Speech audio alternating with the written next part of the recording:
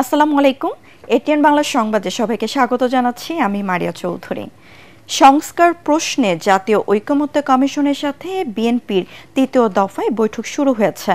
সকাল 11:15টায় বৈঠক শুরু হয়। বৈঠকে জাতীয় ঐকমত্য কমিশনের সাথে বিএনপির স্থায়ী কমিটির সদস্য সালাউদ্দিন আহমেদের নেতৃত্বে 3 সদস্যের প্রতিনিধি দল অংশ নেন। বৈঠকের শুরুতে কমিশনের সহসভাপতি ডক্টর আলী রিয়াজ জানান, 15টি দলের সাথে প্রাথমিক আলোচনা শেষ হয়েছে। পরে রাজনৈতিক দলগুলোর সাথে মে মাসের মাঝামাঝি সময়ে দ্বিতীয় দফার বৈঠক শুরু হবে বলেও জানান তিনি। সূচনা বক্তব্যে বিএনপির স্থায়ী কমিটির সদস্য সালাউদ্দিন আহমেদ বলেন, আজ আলোচনা শেষ হতে পারে। বিচার বিভাগ, নির্বাচন ব্যবস্থা, জনপ্রশাসন ও দুদক নিয়ে আলোচনা হবে বলে জানান তিনি।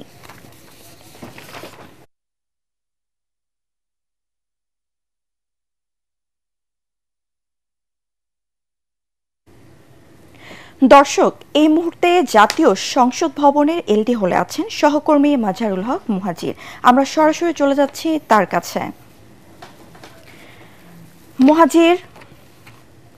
মুহাজির, আজ আর কি কি বিষয়ে আলোচনা প্রাধান্য পেতে পারে, এই বিষয়ে আমাদেরকে বিস্তারিত জানান।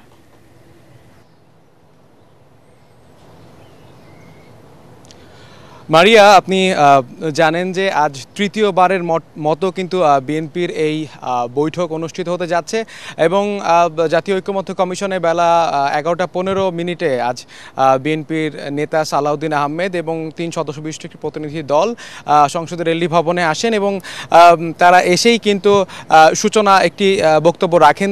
আলী রিয়াজ, যিনি এই ঐকমত্য কমিশনের প্রধান, তিনি কথা বলেন এবং শুরুতেই তিনি আমাদেরকে জানিয়েছেন যে শুরুতেই তারা আমাদেরকে যেটা বলেছেন যে বিএনপি যে তাদের তরফ থেকে এই সংস্কার বিষয়ে সচেতন, সেটাকে তারা আসলে খুবই সাধুবাদ জানাচ্ছে এবং তিনি আরও বলেছেন যে 35টি দলের মতো তারা 35টি দল তাদের মতামত জমা দিয়েছে এবং সেখান থেকে তারা কিন্তু আগামী, আপনি যেটা বলেছেন যে মে মাস থেকে আবারও দ্বিতীয় দফায় একটা বৈঠক শুরু হবে এবং সেই সব সুপারিশগুলো কিন্তু প্রধান উপদেষ্টাকে জানানো হচ্ছে। এখনও কিছু বিষয় নিয়ে চূড়ান্ত সিদ্ধান্ত হয়নি। এর আগে আপনি জানেন যে বিএনপির সাথে সংবিধান, নির্বাচন ব্যবস্থা এসব নিয়ে আলোচনা হয়। তবে আজকে মূলত জনপ্রশাসন, তারপর হচ্ছে দুদক, দুর্নীতি দমন কমিশন এবং নির্বাচন ব্যবস্থা নিয়েও বেশ কিছু আলোচনা হবে বলে আমাদেরকে জানানো হয়েছে।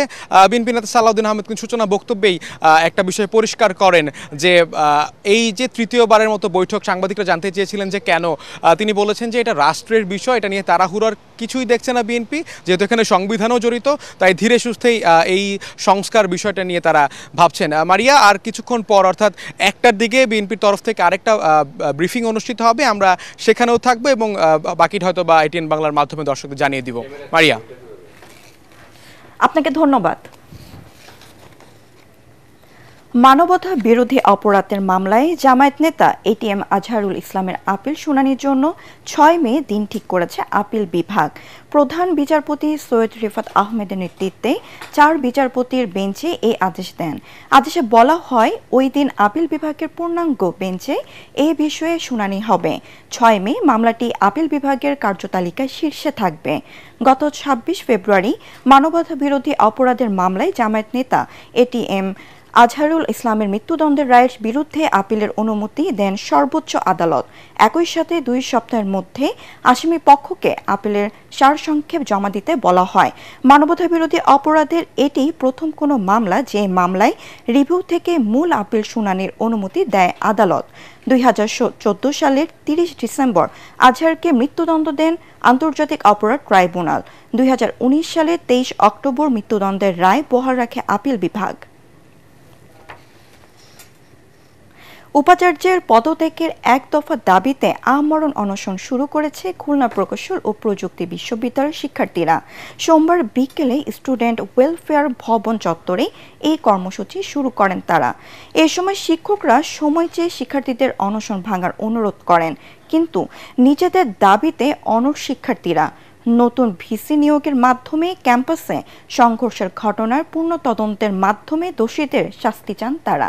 খুলনা থেকে এস.এম. হাবিবের রিপোর্ট, জানাচ্ছেন আসিফুর রহমান সাগর। খুলনা প্রকৌশল ও প্রযুক্তি বিশ্ববিদ্যালয়ে ছাত্র রাজনীতি মুক্ত ক্যাম্পাসের দাবিকে কেন্দ্র করে গত 18 ফেব্রুয়ারি বহিরাগত শিক্ষার্থীদের দুই গ্রুপের মধ্যে সংঘর্ষ হয়। এতে আহত হয় শতাধিক ছাত্র শিক্ষক। পরিস্থিতি উত্তপ্ত হয়ে উঠলে বন্ধ ঘোষণা করা হয় বিশ্ববিদ্যালয়। এর প্রায় 2 মাস পর ঘোষণা দিয়ে ক্যাম্পাসে প্রবেশ করে সাধারণ শিক্ষার্থীরা। তালা ভেঙে হলে ঢুকে পড়েন তারা। এরপর উপাচার্য অপসারণের এক দফা দাবিতে আন্দোলন শুরু করে শিক্ষার্থীরা। পূর্ব ঘোষিত কর্মসূচি অনুযায়ী সোমবার দুপুর থেকে তারা শুরু করেন আমরণ অনশন। আমরা তো বিচার চাইছিলাম যে আমাদের উপর হামলা হয়েছে, ওটার বিচার দেন, আর ক্যাম্পাসে রাজনীতি ঢুকায়েন না, কারণ রাজনীতি ঢুকালে ক্যাম্পাসটা নষ্ট হয়ে যায়। ওইটুক না পেয়ে উল্টা আমার আরো দমন পীড়ন করানো হইলো। ভিসিকে অপসারণ করে নতুন যিনি ভিসি হবেন ওনার দায়িত্বে নতুন তদন্ত কমিটি দিয়ে যারা দোষী আছে তাদের শাস্তি দিতে হবে। আমরা আসলে এখানে নেগোসিয়েশন করার জন্য বসিনি, আমরা দাবি আদায় করার জন্য বসছি। আর এখন অব্দি আমরা যারা হলে আছি, হলে যে আমরা কিভাবে খাওয়া দাওয়া করতেছি বা আমাদের হলের ব্যবস্থাটা কেমন আছে, এখন অব্দি এই বিষয়ে তারা কোনো অগ্রগতি নেয়নি বা কোনো ভূমিকা রাখেনি, কোনো কর্মচারীকে পর্যন্ত ভেতরে ঢুকতে দেওয়া হচ্ছে। বিশ্ববিদ্যালয় প্রশাসন বলছে ছাত্রদের 5টি দাবি এরই মধ্যে মেনে নেওয়া হয়েছে। তারই অংশ হিসেবে 2রা মে হল ও 4ঠা মে একাডেমিক কার্যক্রম শুরুর ঘোষণা দেওয়া হয়। এদিকে অনশন ভাঙতে ছাত্র বিষয়ক পরিচালকের নেতৃত্বে শিক্ষকরা ছাত্রদের সাথে 2 দফায় প্রায় 5 ঘন্টা আলোচনা করেন। এ সময় শিক্ষকরা বলেন, শিক্ষার্থীরা তাদের প্রতিপক্ষ নয়, আলোচনায় যে কোনো সমস্যা সমাধান সম্ভব। এই কুয়েটের সার্বিক মঙ্গলের জন্য আমরা ভেদাভেদ ভুলে আমরা আলোচনায় আসি, আমরা সামনাসামনি আলোচনা আসি, এবং 4 তারিখ থেকে আমাদের পরীক্ষা ক্লাস সবই স্বাভাবিক হোক এবং তোমরা আমাদেরকে সহযোগিতা করো, আমরা তোমাদেরকে সহযোগিতা করব, এবং আজকের মধ্যে আলোচনার মাধ্যমে এর একটা ভালো রেজাল্ট আসবে এবং কুয়েট উইন করবে, আমি সেই আশাবাদ ব্যক্ত করছি। আন্দোলনরত শিক্ষার্থীদের দাবি নতুন ভিসি নিয়োগ দিয়ে ঘটনার পুনর্তদন্তের। অপরদিকে শিক্ষক নেতৃবৃন্দ বলছেন, ক্যাম্পাসকে অশান্ত করতেই একটি মহল থেকে ছাত্রদের মাঝে বিভ্রান্তি ছড়ানো হচ্ছে। Bureau report, ATN Bangla. আন্তর্জাতিক খবর। জীবনের শেষ ইস্টার সানডে উদযাপন করে 88 বছর বয়সে শেষ নিঃশ্বাস ত্যাগ করেছেন ক্যাথলিক খ্রিস্টানদের সর্বোচ্চ ধর্মগুরু পোপ ফ্রান্সিস। তার মৃত্যুতে শোক নেমে এসেছে পুরো বিশ্বে। ইতিমধ্যে শুরু হয়ে গেছে অন্ত্যেষ্টিক্রিয়া প্রক্রিয়া। ধর্মীয় ভাবগাম্ভীর্যের নানা আয়োজনের মধ্য দিয়ে চলবে এই ধর্মগুরুর অন্তিম যাত্রার আনুষ্ঠানিকতা। তার শেষ বিদায়ে অংশ নেবে অসংখ্য ভক্ত ও অনুরাগীরা। আশিকুর রহমান জানাচ্ছেন বিস্তারিত।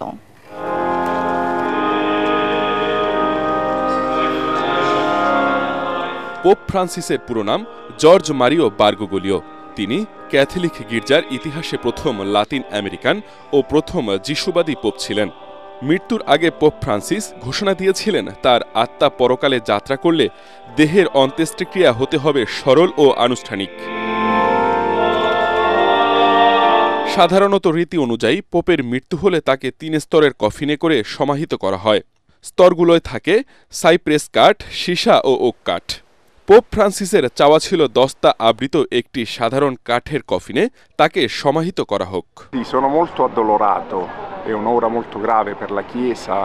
È anche un uomo molto simpatico e carismatico. ঐতিহ্যগতভাবে পোপের অন্ত্যেষ্টিক্রিয়া একটি বিস্তৃত ও জটিল প্রক্রিয়ার মধ্য দিয়ে সম্পন্ন হয়, কিন্তু পোপ ফ্রান্সিস পুরো প্রক্রিয়াটি অপেক্ষাকৃত কম জটিল করার একটি পরিকল্পনায় কয়েকদিন আগেই অনুমোদন দিয়েছিলেন।